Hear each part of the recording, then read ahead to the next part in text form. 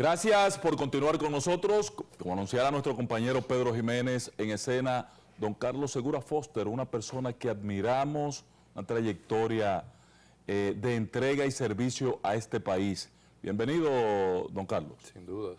Hermano, muy buenos días. Un placer de verdad compartir con ustedes. Ya me despedí del hermano Pedro, pero particularmente a usted, a Costa y a Luna Valiente, mi saludo. Usted que tiene una visión mucho más terminada que nosotros de la situación del sector agroindustrial, agropecuario del país, ¿cómo usted ve la respuesta que ha dado el gobierno a la crisis que pudo vivir el país con el tema del abastecimiento de los alimentos? Parece que la respuesta fue satisfactoria y hoy gozamos de una suficiente administración en ese sentido, de alimentos, de suministro, no hay un desabastecimiento, o tiene que ver con la gestión que encabezara Danilo Medina. No hay desabastecimiento porque felizmente el país y este gobierno de manera particular heredó una plataforma de producción en excelentes condiciones que le ha permitido que la agropecuaria, que fue uno de los pocos sectores que no decreció durante el año 2020, a pesar de la pandemia, todavía al mes de mayo mantiene un crecimiento que, aunque ralentizado, o sea, menor al que tradicionalmente tenía, pero crecimiento que suma bienes y servicios a los ya existentes.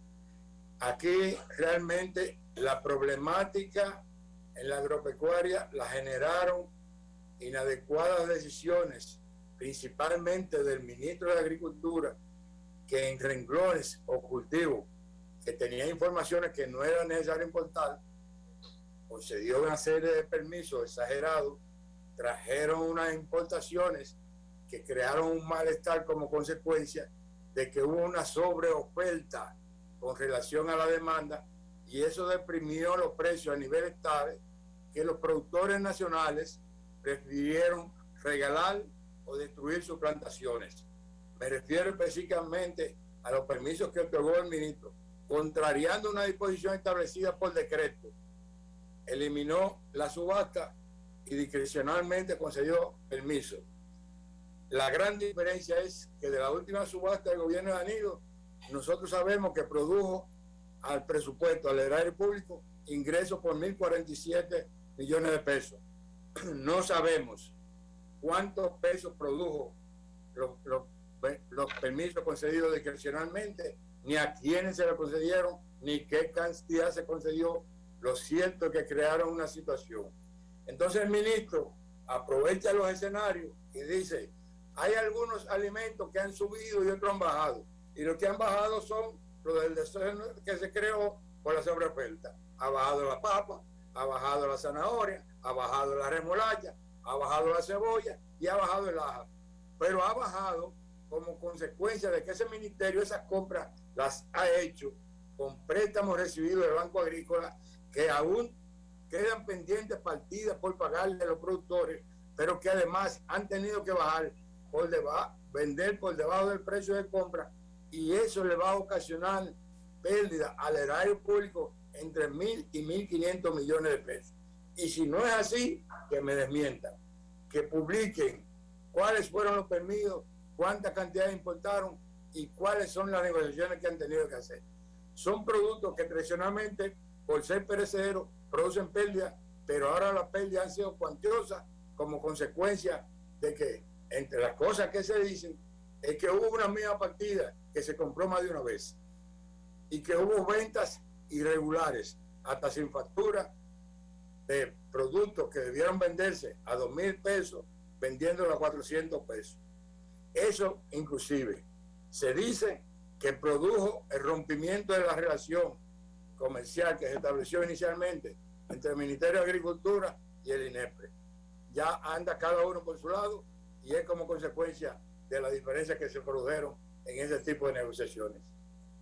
El caso de la inflación que vimos a partir de final de año, productos como la carne de cerdo, la carne de pollo, que en los huevos, en los plátanos, entre otros, que aumentaron de precio desmedidamente. Casi toda la canasta familiar, todos los productos de consumo diario aumentaron de precio.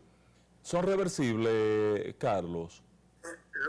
El pollo fue por una decisión indebida, una mala programación del Ministerio de Agricultura y de la Comisión Avícola. Esa comisión se reúne mensualmente para medir los niveles de producción de los huevos fértiles, los pollitos y lo que se iban a engordar y lo que tenían otro propósito. Bueno, para diciembre, que es un mes de alto consumo, habiendo consumido en diciembre de 2019 20 millones de unidades de pollo, estoy hablando pollos en pie, 20 millones, pues ellos inadecuadamente cuando llegaron al gobierno planificaron para diciembre solamente producir 17.4 millones de pollo. Eso creó una situación de baja oferta en el periodo de más demanda, porque en diciembre todas las familias se comen por lo menos un pollo. Y lo triste es que en diciembre, en la Nochebuena, hubo municipios que no tenían pollo para la familia. Sí, eso es verdad, yo viví una gran contradicción. Y cerdo también, había una escasez de cerdo. Sí, porque al producirse la reducción del pollo, que llegó a costar hasta 85 pesos en pueblos como el Ceibo, los sitios porque puedo ir a sitios donde se vendieron a 85, entonces se desplazó la demanda al cerdo. Y el cerdo también es otra carne que se planifica la cantidad de producción para diciembre. Entonces se distorsionó el mercado de los dos renglones fundamentales de la Nochebuena. En el caso de los plátanos, es conocido que las siembras se hacen para evitar la recolección en los periodos de ciclón. Aquí la época que más evade el productor es tener plátano en producción en los meses de agosto y septiembre. Bueno, eso comenzó a producir una situación que se agravó porque a principios de año hubo tornados que dañaron más de 50.000 tareas en la zona de principal producción de plátano. Se produjo una escasez que se conecta también con el frío y tradicionalmente para diciembre el plátano sube. Si usted toma ahora, el plátano tiene 3 meses que bajó y se mantiene estable. ¿A 5 pesos un plátano en la calle en este momento? Bueno, depende de la calidad, porque hay que hablar de plátano FIA 21, que es un plátano pequeño, flaco, y hay que hablar de plátano macho y hembra de Barahona. Un plátano macho y hembra de Barahona son 3 plátanos FIA, en términos reales. Ahora, ¿qué sucede? Que ese plátano que ahora hay, por ejemplo, tienen que tener en cuenta, este gobierno tiene 11 meses. El plátano se siembra y el fuerte de la producción es al año. Por tanto, ellos están ahora cosechando plátanos que bajaron de precio hace 3, 4 meses como consecuencia de la gran cantidad de siembra que ellos heredaron del gobierno anterior. Yo quiero decírselo en cifras, y me agrada mucho que Luna escuche esto. La agropecuaria en los 8 años de Danilo Medina creció en promedio 5.2. Cuando terminó el gobierno de Danilo Medina, la última medición que se hizo, vamos a decir la que corresponde a Danilo, es la del mes de septiembre del 2020. Tenía acumulado crecimiento 4.2. Bueno, tan pronto llegaron, comenzó a decrecer por la incertidumbre, porque una cosa que tiene que tener la autoridad es la credibilidad. Una autoridad no puede decir una cosa que a la semana resulte lo contrario, como le pasó al ministro que dijo, el arroz no va a subir de precio, y 3 días después él mismo autoriza un aumento de precio de 300 pesos. Eso resta totalmente la credibilidad. Y como consecuencia de eso, entonces el año 2020, que es bueno porque todos los otros sectores decrecieron, que cerró el año con un crecimiento de 1.2. Felizmente parece que el primer semestre se va a mantener en ese nivel de crecimiento.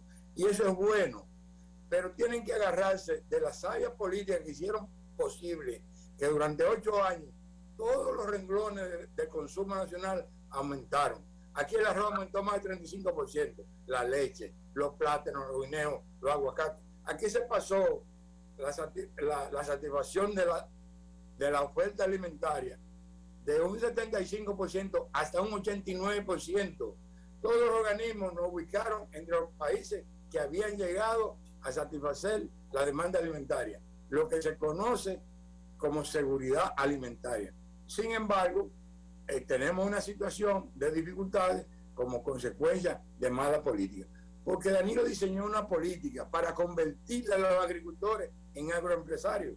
Por eso fueron dotados, y me dio mucha pena ver al presidente que evadió una pregunta de una periodista, porque sabiendo que los productores de aguacate, cuando Danilo, además de recibir los financiamientos para sus plantaciones, para agregarle más plantaciones, también recibieron la conducción de plataformas conocidas como empacadora, que es para seleccionar el aguacate de exportación.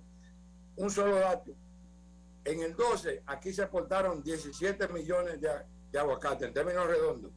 Eso llegó a 36 millones en el año 2019.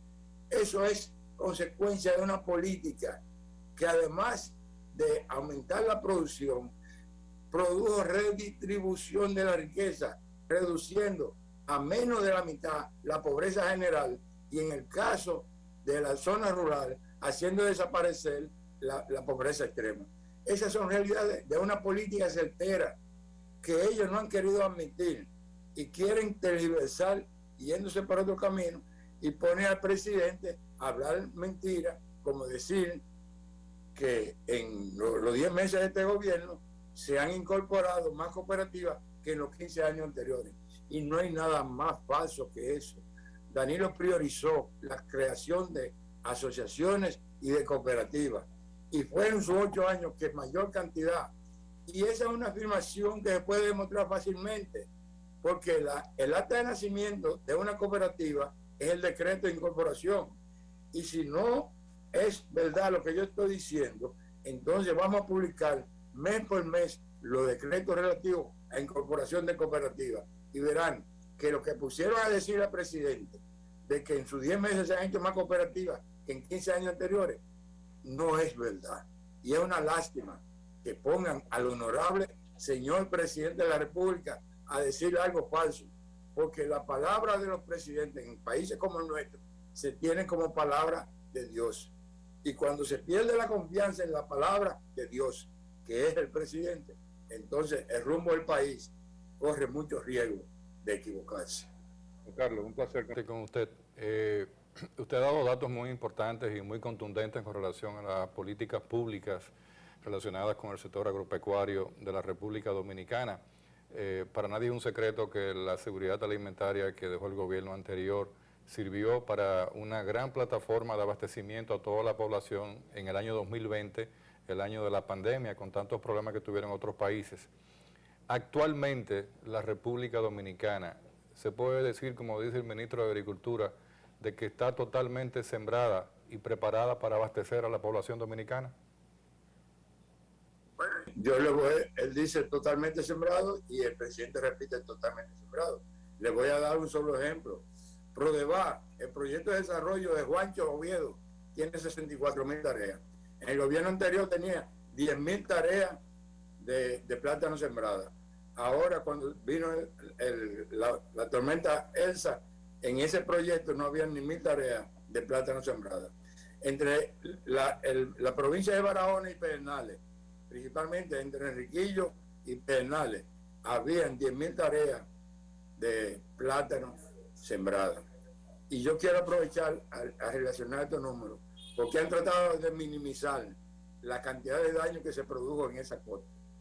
Óyeme, pero que a una zona que tiene 10,000 tareas y se le dañan 70,000, ese es un daño, pero grave, en una zona pobre. No es lo mismo que un productor que tiene 15,000 tareas se le dañen 3,000, porque tiene capacidad de reposición. Pero el que tiene 10, 20, 30 tareas y se la lleva el viento, ese viento le llevó la vida a ese productor, porque ese productor lo menos que pierde es el deseo de seguir trabajando. Entonces, eso es lo que tienen que entender una autoridad que parece que se enfocan solamente en enfrentar y satisfacer lo que son las demandas de los sectores ricos. Entonces, esos sectores pobres, cuando sufren unos daños, lo minimizan. Les dimos unos consejos para reponerle el deseo de trabajar a esa gente.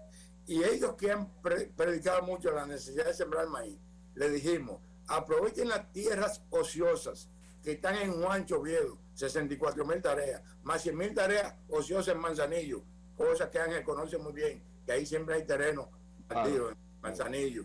Y esas áreas que se recolectaron entre habichuelas, que se sembraron un tareal casi llegando a 100.000 del tomate, para que esa siembra de maíz que en 3 o 4 meses la tienen disponible, sirve de aliciente para reducir las importaciones de un maíz que en ese momento estaba muy caro, ya felizmente ya estaba bajando de precio, pero que hubiese, si no evitado las importaciones, por lo menos reducir por lo menos entre un 25 y un 30% la importación de este importante producto de alimentación de las aves y de los cerdos. Don Carlos, usted fue parte importante de la plataforma del proyecto de la visita sorpresa durante los gobiernos del presidente Danilo Medina. Se ha tratado de realmente echarle lodo a todo ese proyecto. ¿Cuál es la realidad de los proyectos que arrancaron con la visita sorpresa hoy? Bueno, lo que las personas, y lo he explicado en artículos, tienen que entender que las políticas públicas no se analizan de que 2 y 2 son 4 o que 5 menos 2 son 3. Se analiza 2 tipos de análisis, el financiero y el económico. Y las visitas de sorpresa fueron el punta y el estandarte para que este país se convirtiera en un país autosuficiencia, para que los beneficiarios de las zonas rurales redujeran la pobreza y mejoraran sus condiciones materiales de existencia. Así es que se miden las políticas sociales. Lo que pasa es que ellos no enfocan el bienestar hacia los sectores pobres, porque definitivamente este es un gobierno de ricos que se enfoca solamente en los problemas de los ricos. No quieren saber de los pobres. Y por eso el abandono que contrario a lo que ellos dicen, que hay ahora mismo en el campo. Las ayudas han desaparecido. El desaliento llegó a tal magnitud que hubo productores como los de remolacha, zanahoria, cebolla y papa, que prefirieron regalar su producto a algunos productores de leche porque no le han creado las condiciones para que ellos reciban la mano amiga del gobierno. Les voy a citar el caso de la leche nada más. Nosotros teníamos 4 años que cuando llegaba esta época que se produce un buche de leche por condiciones climáticas, el gobierno le compraba leche o derivado de leche 200 millones de pesos. Este año no se hizo. Todavía están batallando por falta de capacidad en las licitaciones que tienen que hacer para la alimentación escolar del año que viene. Entonces, esa situación de ineptitud es muy complicada para el gobierno y para la población también. Don Carlos, tenemos que cortar aquí, pero la alimentación escolar y el turismo fue lo que aumentó los beneficios de la agropecuaria. Don Carlos, tenemos que estar aquí, pero tenemos varios temas pendientes. Entre ellos, yo quiero demostrarle a usted que ya la cuna del plátano no es Barahona y Tamayo y la zona sur. La cuna del plátano ya es San Francisco de Macorís, Salcedo, Moca y Mao. La cuna es la mayor cantidad de plátano. De la mayor cantidad, no del plátano. Gracias, patrón, gracias, un gran abrazo. Don Carlos Segura Foster, que estuvo con nosotros, nos distingue con su presencia cada vez que le convocamos a este espacio. Un gran abrazo, don Carlos. Un abrazo, don Carlos. Señores, nos vemos mañana en esta escena, una entrega especial, mañana viernes.